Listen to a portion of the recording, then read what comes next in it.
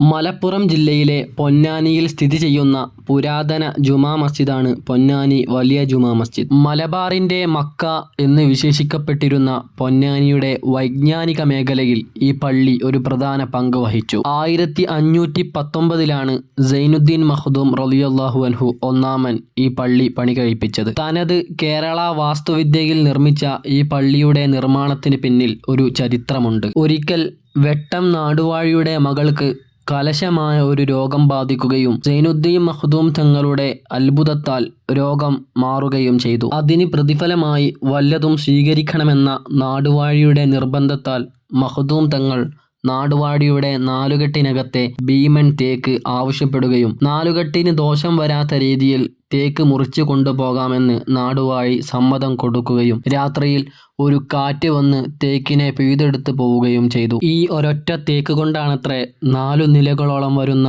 ഈ ഒരു പള്ളി പൂർണ്ണമായി നിർമ്മിച്ചിട്ടുള്ളത്. മലബാറിൽ പള്ളി ദർസ് സമ്പ്രദായം ആദ്യമായി ആരംഭിച്ചതും ഈ പള്ളിയിലാണ്. അതുപോലെ തന്നെ ഈ പള്ളിയുടെ നടുവിൽ ഒരു തൂക്കുവിളക്കുണ്ട്.